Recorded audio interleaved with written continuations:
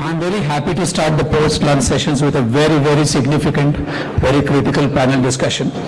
This is AI-driven BFSI, scaling intelligent initiatives for the future. I'll repeat the name of the moderators and the session panels, and I request them to be on stage, please.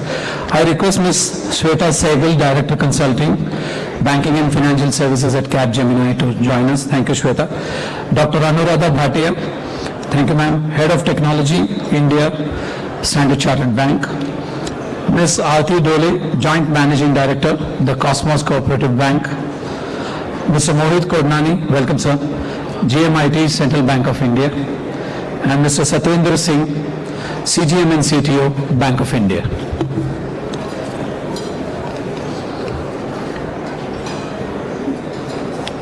Once Ms. Arti joins us, we will usher her on stage. So I request Shweta that she can start the panel. Right. Thank you.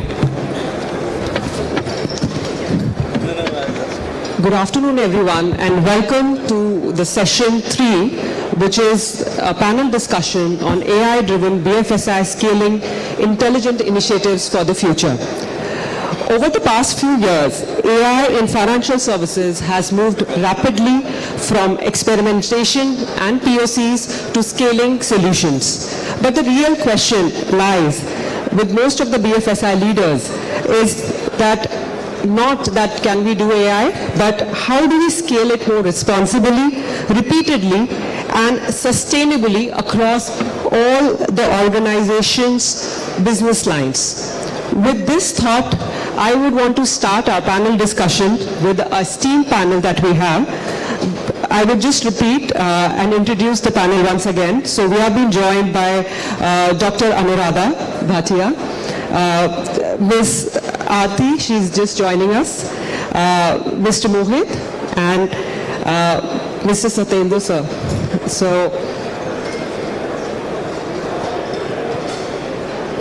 So how I have designed this discussion with our BFSI leaders is that we would go through the first section where we try to understand from their perspective of how they're looking at scaling the POCs to a more organization-led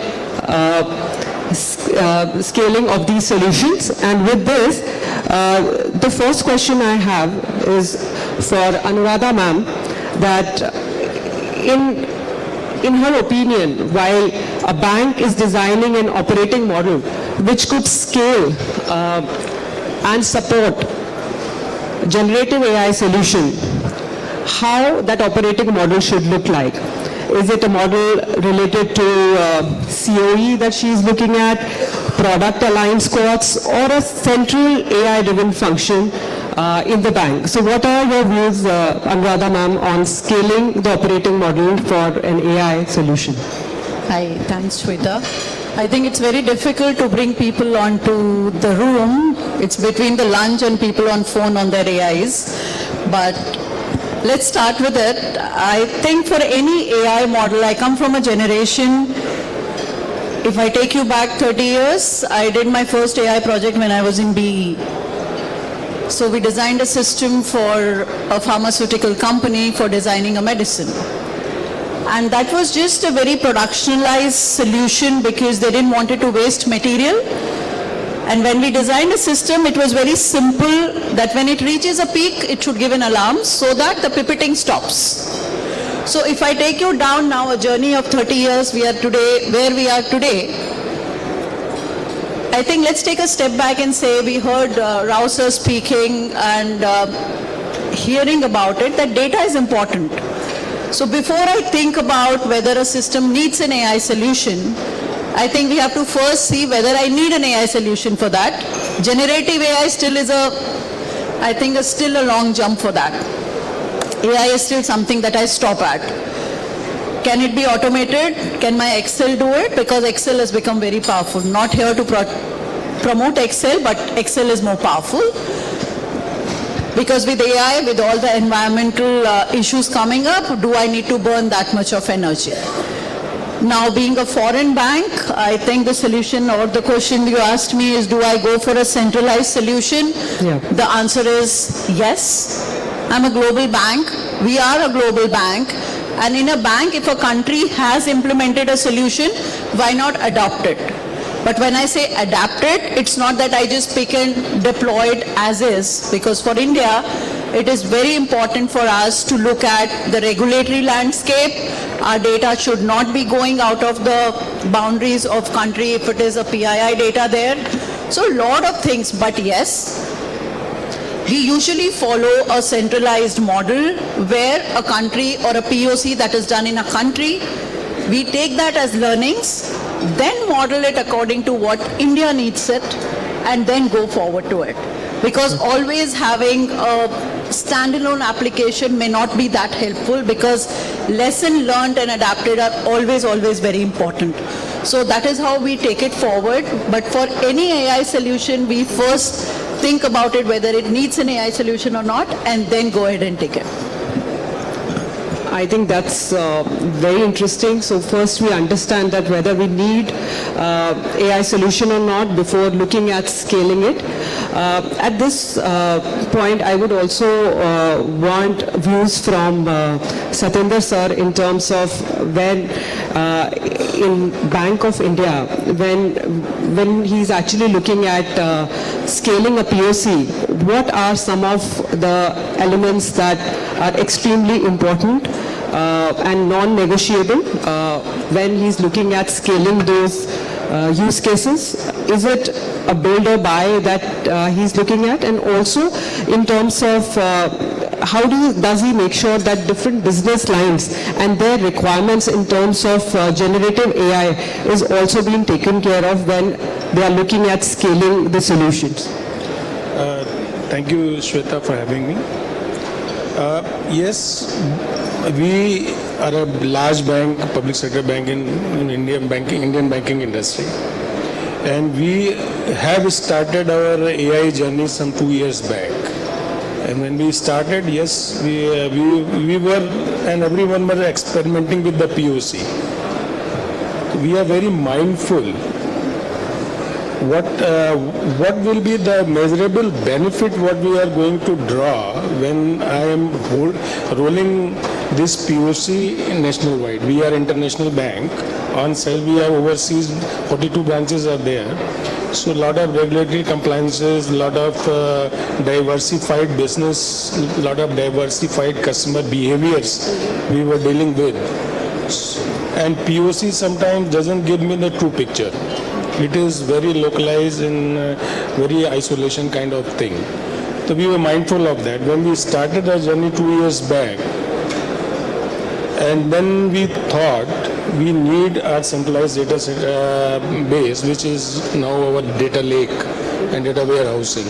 So data needs we have covered, and on top of that, when we build our POC for AI, first thing we thought is how we are going to get the benefit to the customer, as well as my business line is actually getting benefited while using this actually AI, whether it is AI or it is office automation or where we can classify it.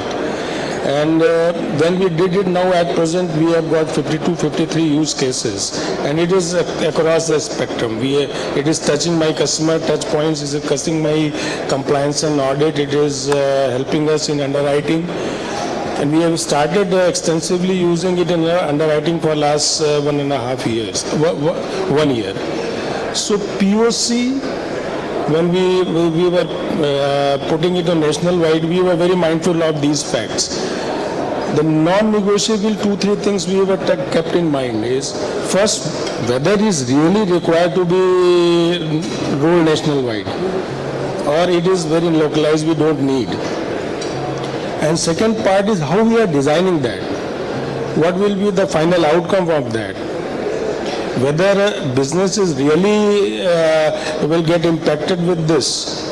And when we were doing that, we thought what we should purchase and what should we create internally. There were clarity on this. One was whatever the base models or which is heavy lift, we cannot create internally. Let's purchase it, deploy it in our systems. And second one was whatever the domain expertise, domain knowledge is very specific to Bank of India operations, that we cannot outsource kind of thing, and that we have to create internally. So that was something very clear and non-negotiable kind of things. And second part is how we are going to create that. What are the design principles, what are the risk mitigations, what are the regulatory compliances we are going to build in the models, as well as the technological platform we are going to offer for these models. There we created certain standards internally where we are actually practicing. There are certain guardrails for this model development. There are certain guardrails. No-go, we cannot deal with this model, though it is showing some promising results, and still we cannot take it forward for the enterprise-wide deployment. And second one is what the risk I am actually occurring due to this automation. So how we are going to monitor and observe it, where human will be required invariably when we are going to do that. These are the few things I think we have started when we were thinking for POC to national rollout. So here, I would also want to get some views on, from an IT lens perspective, and that's where I would bring Mohit sir into the conversation and understand that in terms of platform capabilities, when we are looking at scaling a solution from an ML ops perspective, from a model monitoring perspective, integration with the core banking systems. So what are the biggest bottlenecks that you see, and at the same time, how are you looking at industrializing some of these models? Yeah, so thank you, Shweta. So let me put this answer to your question in some 2-3 major steps. First of all, I'll say AI building up is a evolving journey. The first and foremost point which you will require to make AI IT scaled up platform in your organization, you need to have the foundation data should be strong. Your found data has to be looked into in all respect, whether it is good enough to handle the AI and the modeling part. You have, I think, most of the banks do have the legacy and the challenges there only, and that is what whenever you, as a good practice, I'll say, whenever you are scaling up for AI, I think that is the data and as well as the governance part of the data governance part. So this is the number one, I think. The second point is about integrating the core banking system. And though the core banking systems, I will say, are fairly stable and robust platform of its own, but they are more of a batch model. They are not aligned to, or they are not tuned to real-time exchange of data. And there comes the challenge in terms of interfacing when we are scaling up on AI. So banks have been taking of late, they have taken quite a few steps in terms of bringing API layer integration. They have also come out with event-based platforms also in terms of making the systems interface with the API bus, which I will call, so that we are able to handle that real-time modeling and the data. In terms of the ML modeling and all, I will say we have to create the structured data pipelines. We have to take care of both structured and unstructured data. There has to be a unity, because most of the when we are saying POC versions, whenever we have done it, we have found that we have not been able to handle both structured and unstructured data, and that is why the challenges we face when we go for a full-scale production model. And simultaneously, it has to have the governance system also built in the pipeline, data pipeline. The one more point probably I will say is, while we are defining these data models, we also need to see in terms of whether we are having any drift, we are having any biases about it, and those kind of drift and biases also have to be handled simultaneously. So in a way, I'll say for data model, we are adopting a complete life cycle, data life cycle model framework, which so that it will take care of all this from creation to testing and industrializing the same. Also on the same front, we also have plans for core modernization also, and which will take care of future Gen AI or agentic AI requirements, which would be much more than what right now we are having. So put together, I think there is an evolving trend of many ecosystem platforms which are also changing along with the AI model. So I think all the points that you mentioned, the point that was extremely important was on the governance part. So while we want the governance to be in place, at the same time we do not want that governance should delay the whole scaling AI for the enterprise, and that's where I would want to understand from Satyendra sir that while governance, risk and compliance is something that goes hands in hand with any banking solution, how at Bank of India he's making sure that the delivery pipeline is aligned with the GRC and all the policy framework, and also that how control by design is being positioned well in advance and not really a last minute decision for some of these solutions and the use cases, the 52 use cases that he talked about scaling at the bank. Since we are a bank, we are dealing with the money.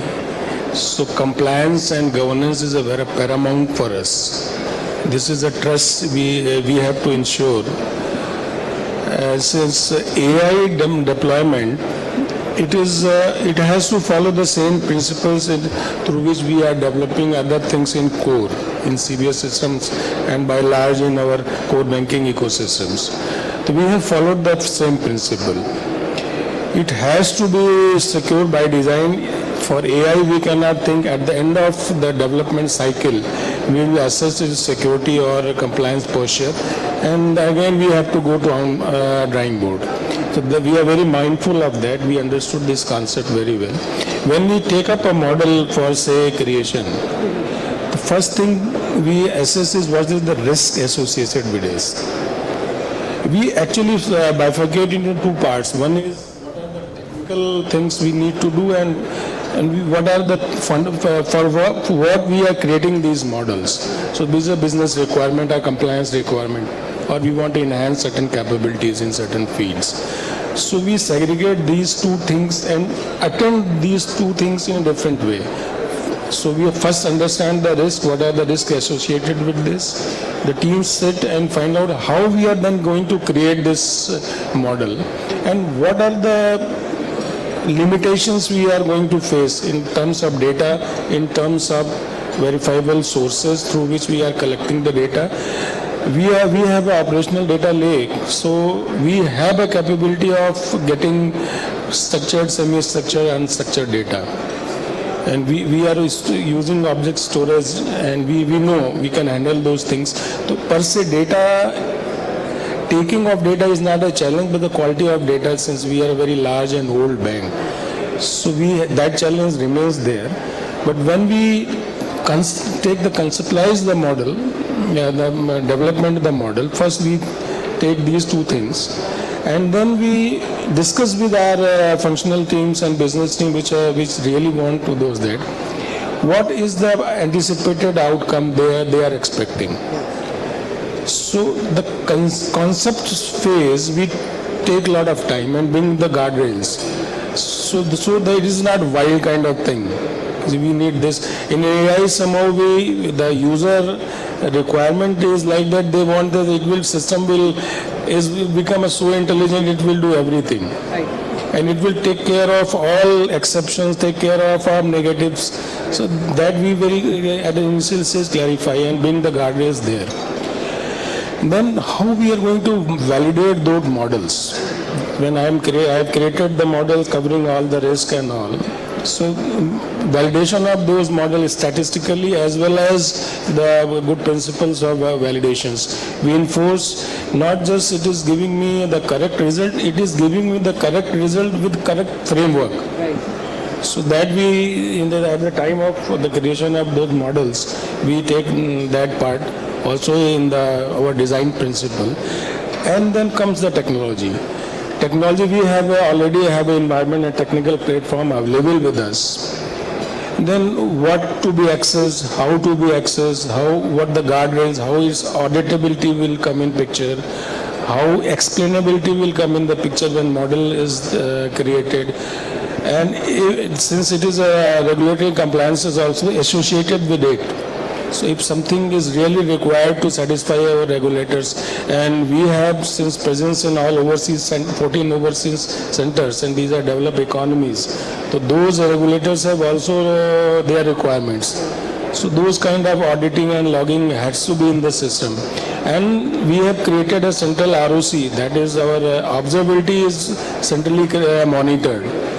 So they sense and tell what is the performance bottlenecks, how we are going to take care of those things.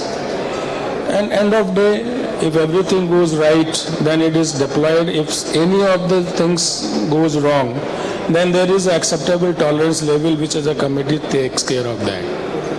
And if they really aggregating the end of day, the model is giving me good enough output, then we accept or reject.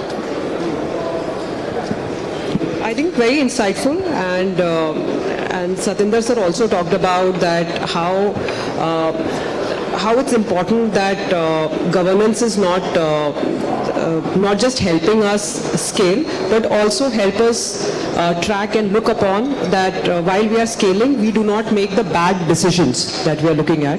So at this point, I would want to bring in Arti ma'am and ask from her in terms of a cooperative bank perspective, how does a bank manages innovation, risk compliance as well as customer trust? And in terms of AI adoption, is regulation an area which is slowing the process of scaling for you? And what are some of the practices you are using at the bank that is helping you faster up the whole scaling process? Thank you, Shweta. First of all, I will say that we have started the AI adoption 2 years back, and now we are moving from pilot to scaling. So before any innovations, we have to have a certain digital strong platform. For that, we have a strong and scalable core banking solution. So that is the basic thing that we have done. Now, when it comes to the customer trust, so we first find out what are the things that will build the trust. So we find out customers' needs, and based on the customer needs, we define the solutions or the automation that needs to be designed. So it will automatically mean the customer trust. Yes, when we actually imply or implement any solution, then we have to have certain compliances. But I will say that before implementing any solution, rather than implementing and then going for the compliances, what we do, we generally think about designing that compliances and regulations into the solution only. So it is embedded into the solution, and then we are delivering the automation or the AI-based solution for the rollout to the customers.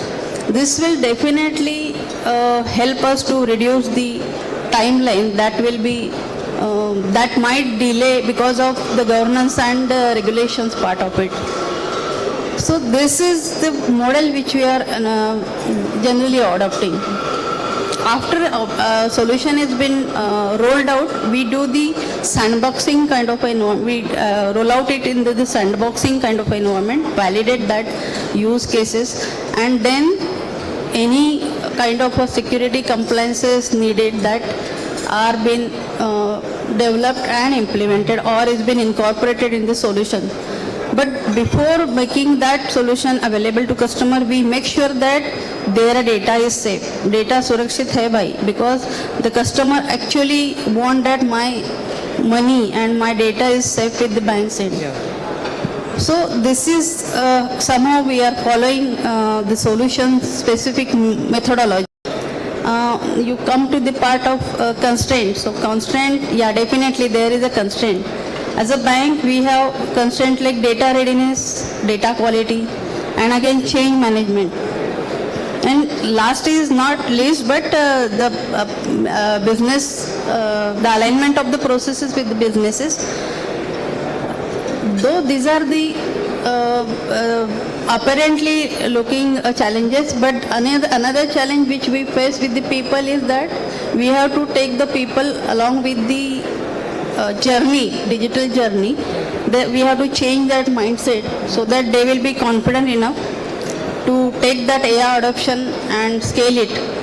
So, but we are doing that first, change mindset and working on the cultural transformation that is done first with the bank's people, and then we are implementing that solution. This help us to reduce the timeline to roll out the solution. Again, while implementing the solution, we also find out what are the RBI or regulatory compliances that is already been or these frameworks which have been defined by the regulators, and whether we are adopting that in our solution or not. So this is how we make sure that innovation and customer trust is being built, while compliance is also not an issue for them.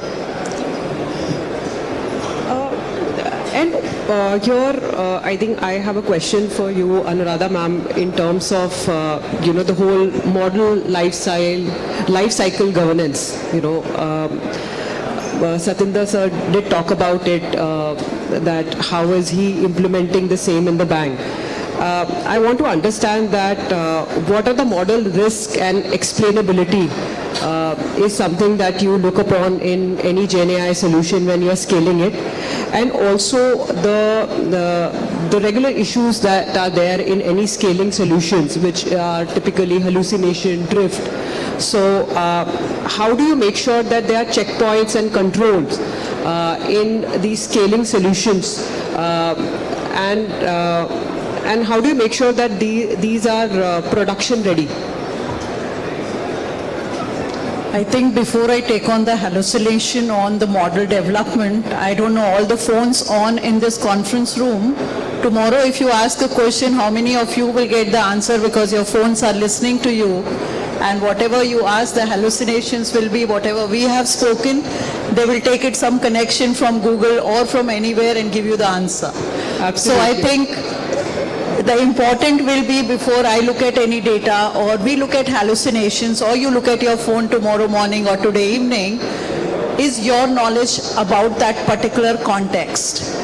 You may be a fresh bee for a thing that you are asking, but then there is a framework or there is an intelligence that a human has for us to understand what we are building.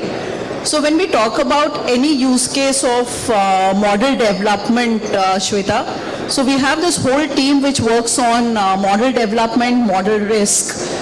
And proudly I think I can say here we are the only foreign banks who are contributing with RBI on the free AI framework, where we have demonstrated how we as a bank have implemented the complete end-to-end pipeline of model development with documentation, taking care of model risks.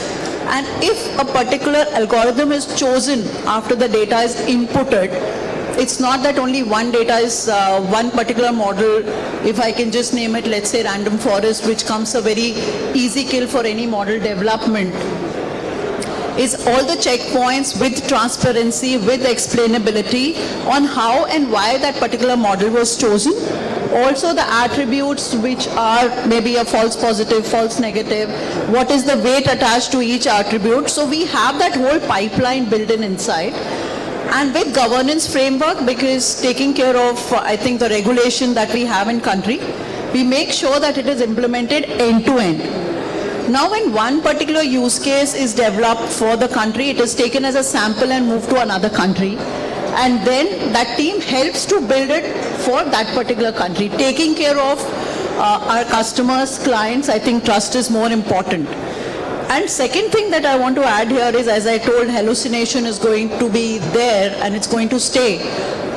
The second important thing is, I think, building the scalability and the mindset change, as Arti mentioned, is for the people, right? Scaling them, upskilling them. I think Rao sir touched in the morning again, AI is not going to take our jobs. It is the other person who's more skilled than you is going to take your job. So there's no fear that AI is going to take. It is how we perceive it and how we develop our skills. And that is how we develop the models. Hallucinations will be there. It is how, as people, we are learned enough to make sure that we are able to draw that line between hallucination and the facts. So that's my take. Very, very interesting, Anuradha ma'am, and I think to make this conversation even more interesting, as we talk about real world problems and real world scaling, I would want to ask Satyendra sir that there are multiple areas where Gen AI use cases are being talked about, from a credit, fraud, operational, customer service. So from his perspective, what are the top one or two use cases which have proven to be most tangible in terms of the business impact that it can make for the bank? And all the areas that we talk about in terms of straight through processing, from a human review perspective, how are those areas being helpful when he's looking at scaling these use cases? Shweta, we are the bank, again I will repeat, we are the bank. So for Bank of India, AI strategy, it goes up to agentic and generative. We have thought two things. First, being a public sector bank, how we are going to understand our customer needs better and what we can offer in turn, be it its onboarding, be it on his credit lending side. And second was the compliance and fraud risk. These are the two areas where we have expressed ourselves in AI and generative. And I am very happy to share, we have done a lot of good things. We were the one of the first banks who actually onboarded Mule Hunter of RBIH, and we were the few of the banks we started and actively started using those solutions, that AI model. DPIP, we are one of the leading. And when I am saying these two models, these two things, internally we have also learned a lot of transactional behaviors, these additional inputs available through these systems, and created our own internal models which are helping our monitoring teams, fraud risk management teams, and we are able to do preempt the things which actually were going to hit us. Last 1.5 years, even in fact, I foresee also suggested us, you are one of the few banks who are actually able to respond to them as well on time and preempt at your end as well. So that capacity we have already brought in. And second part was we wanted to draw the business value. We were not investing on AI just for sake of investment. So credit is the area where we get the maximum input, maximum profit for any bank. And there we have digitized our loan journeys and close to again 60 odd journeys which we are underwriting through digital mode. There we have for last 7-8 months started making it intelligent and pushing these AI models there. So what they are doing essentially, though the underwriting is done through BREs, but in parallel they are also checking whether if it is underwritten entirely through a model, what would have been the better we got. So in 6 months' time, we even understand this, the score we calculated through our BREs and AI assisted or AI driven BRE, what would have been the score? And we have got some interesting results.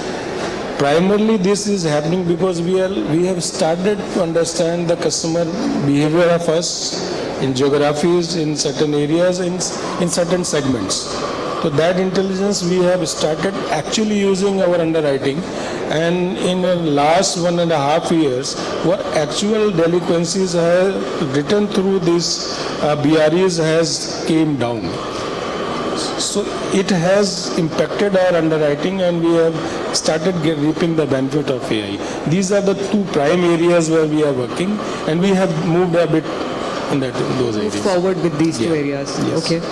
So the next question I have for Mohit sir. So Mohit sir, when we talk about customer-driven use cases, hyper-personalization is something which is being talked about a lot.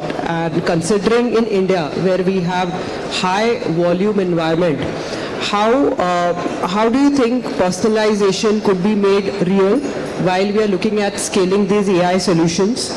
And while you are looking at scaling these solutions, how do you maintain fairness and unintended biases which comes in when you are developing these hyper-personalized solutions for the customer and scaling them? Okay. So when we are actually doing a hyper personalization, and more so rightly you said, like India, we are dealing with high volumes and large transactions. Probably the first and foremost thing which you will have to make it is that the models are sustainable. The data governance and the risk goes in parallel, or I will say rather, while doing or creating any hyper personalization, the compliance by design principle should be followed. That will make the hyper personalization more real and more measurable in terms of the outcomes, the business outcomes particularly. And very truly, as we just Satyendra was talking about in terms of, like, say, credit decisioning and credit underwriting, I think we will require lot of hyper personalization in that area, and to really get the best out of AI. And in that case, we have to see that we are taking care of the biases.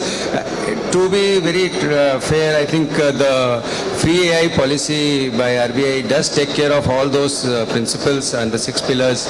If you really go through and if you make it in your design, I believe the hyper-personalization will go in the right direction. There has to be some kind of auditability also, which should happen simultaneously. Otherwise, you may drift away sometime and you will not get the real outcomes arriving out of the hyper-personalization. So, and these should be a very, focused hyper-personalization, and mostly towards the customer experience, which can be measured and which can be tracked. So I believe these are the few points which one should take. So I think very relevant point raised in terms of the impact, and that's where I would want to ask Arti ji that when we are talking about AI at scale, how do you look at a faster ROI for some of the use cases that we talked about, like from fraud, collections, service, credit, so these were some of the areas that we talked about. So how do you look at a faster ROI for some of these use cases as we look upon scaling them? First of all, any cooperative bank for that matter has the budgetary constraint. But thanks to my management, they never think about this, and they always encourage the IT to have this any kind of a solutions for the customer's need. But at a large, if cooperative banks have a budgetary constraint, then I will say that AI at scaling doesn't only mean that you have to do the large investment, big investment in the solution. Primarily, you have to focus on the use cases or using that artificial intelligence on the use cases which will give you the quick ROI. So for that matter, Cosmos Bank has chosen the fraud detection, customer service and credit risk assessment as solutions for the AI. These are the solutions which every banker should first think of because they give the immediate and impactful business values, because those fraud losses, it will help to reduce the losses and customers' experience will be enhanced. As well as if credit assessment, risk assessment is possible, then you will be able to find out, restrict the NPAs, quality of assets. So these are the use cases that we find out and we rolled out for our customers. We come to the whether we can build or partner with the fintechs for the AI solution. Definitely I will advise that you think about partnering with the fintech because now they have the matured models. Why to reinvent the wheel? So we should use their expertise for the building the AI solution. So partnering with them will always help. It will be faster rollout, and again the capex investment will be reduced. We manage better. Yeah, so that is the model that we adopt. But having said that, still I will say that we still have the in-house team which will work on the this AI solution, because it is required when we think about the long-term strategy. They have to be upscaled for this maintenance and then further taking that project ahead. So that is much needed. Okay, yeah, I think very important points there. So I think we had multiple points which were raised, which were very important when we are looking at scaling any solution. And I think one important point with which I would want to conclude the discussion is that scaling AI solution is not just a technology challenge, but it is also an area where we look at the right operating model, right data model, platform capabilities, and also change management to make sure that scaling an AI solution is a success for any enterprise. Although we are above time, but I think if we can pick up one or two questions from, okay, just one question from the audience. Yes.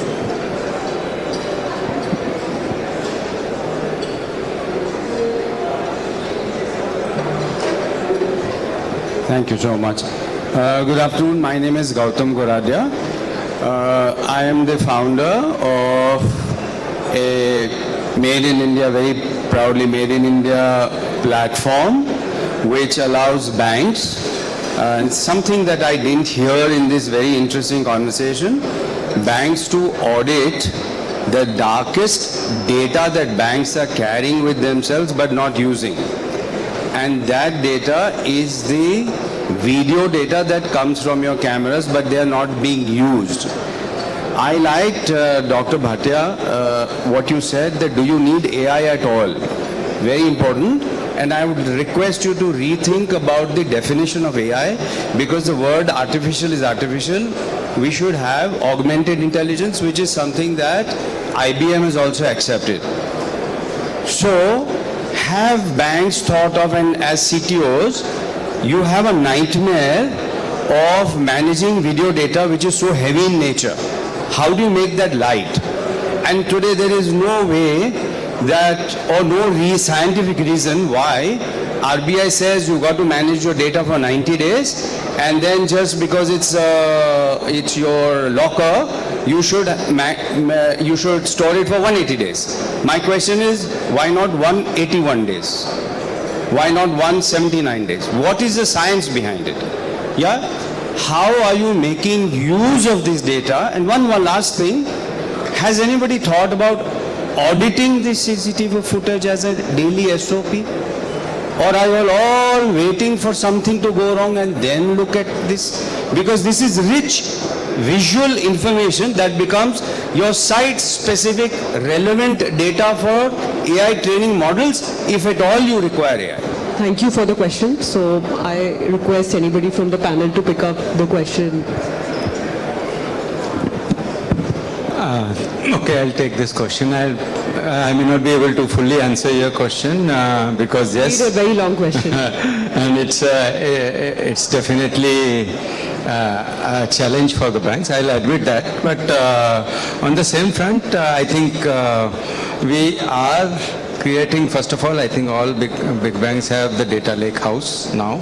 So that takes care of the requirements of these videos and the large size data files and scrutiny on all that and auditing on that. AI, frankly speaking, has been more in terms of the transactional fraud management and risk management, not on the static data like this. So this definitely, and going with the global wars recently, which we have witnessed, and there has been evidences to that, definitely this is an area wherein banks will also be working in terms of using that AI capabilities, and technologically should not be a challenge. That's what I am like to say that. Yeah, partly yes. So I think like scaling AI solution, this is also a solution which is evolutionary in nature. So I think as we move forward, we'll be hearing more. I think Anuradha I think probably just would- to add on, maybe the lot of data which is lying, maybe I take a simple use case is your locker area, where you have so much of a CCTV footage lying. A face recognition there can surely tell you, okay, this is the real person who's going inside the locker and this is the account associated. And when the person is opening the account, okay, locker, they say, okay, yes, it is the right locker which is being assessed. We are doing some use cases on the CCTV footage within the organization. So it's not that we all are not. I think all of us are thinking about it, but something good to hear from all of you also. Okay. Good afternoon. This is Deepak Parmar. I just want to use a possibly gap. So you're not audible, if you louder. can be louder, please. Now it's audible? Yes, but My name is Deepak Parmar. I have a very simple recent experience with one of the nationalized bank. I deposited check 1 week before the year end. It was not clear. When a last day of 31st, last working day of a year, I follow up with the bank. Then they realize they have some leaf of a check which are lying there, but no action was taken. So can't we use some kind of a system, manually, AI or otherwise, to look at something which is goes in suspense account or not taken action? So that's what so this is something which doesn't require AI, simple common sense. So are we doing something on that? I think this is a valid use case, but it's not, doesn't require the AI. Yeah, so even automation solution, we are using that. So we have done that kind of automation at our end. So this doesn't require AI, but it's a solution that has been developed with the help of this RPA that is actually working for the making that check if it is not the accounting the number is not matching, then it will actually go to the suspense account. So that Nobody is taking care of a suspense. There where you require AI or human being to check what you are doing over a suspense. yeah, like Suspense accounts are monitored. This is a regulatory compliance. It is not like that कि nobody is monitoring those suspense accounts. But yes, this is a classical validation and checks and balances case where systems either the validations are missing, guardrails are missing, but suspense accounts or per se any office account, regulator is very particular on that. In every quarter, they come and see what is your office account balancing, and banks are penalized. So that way it is taken care of that, but yes, operational challenges sometimes, or system is showing some sort of intelligence and the dealing officials may miss. But normally this is something which this is a typical Indian problem where entire but it is not related with any ways with AI. It is a human kind of intelligence. No, again, I am coming to that. When it's a suspense account, as I explained that data quality, data readiness is actually the concern. If you have a suspense account with all the reconciliations ready, what I can say, uniqueness, then checks and balances, that will definitely help us to have the AI solution or any solution for reconciliation. But that is only the issue where we can't find out. Then we have to, as Satyendra sir said, we have to have that on manual control only. And as the RBI has even given the the compliance part on office accounts, recently they have given the circular for the office account control. So we have to do that manually only because of the data quality issues. So I think we have multiple other questions which can still continue, and I think we can conclude the panel discussion. I thank for your point of views, and I think scaling AI solution is something for us to hear much more in the coming days. So looking forward for much more conversations on this. So thank you so much. Thank you. Thank you so much, Madam Shweta and her wonderful team of panelists on stage. Can we have Burabachi Babu sir on stage, please? Chief Convener, IBEX India. Wonderful services for the event and to the community in general. Thank you very much, sir. Distinguished career banker. I request Babu sir to hand over mementos to Mr. Satyendra Singh. Thank you, sir, for being here. Ms. Arti Dhole.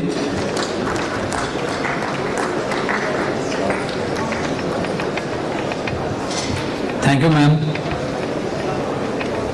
We appreciate your presence here.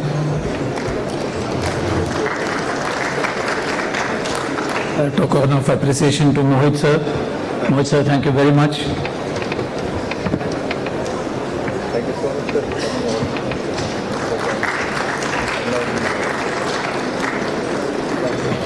Dr. Anuradha, a conference advisory team member and now panelist on stage wearing multiple hats.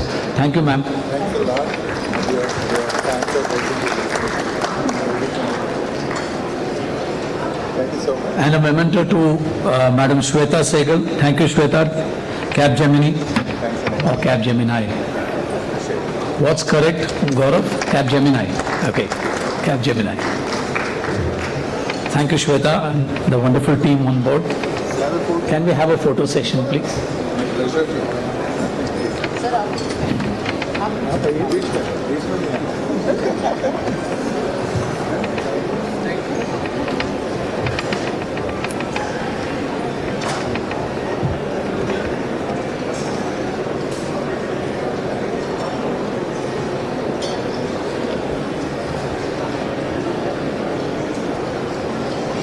Wonderful. So that was the first post-lunch session, ladies and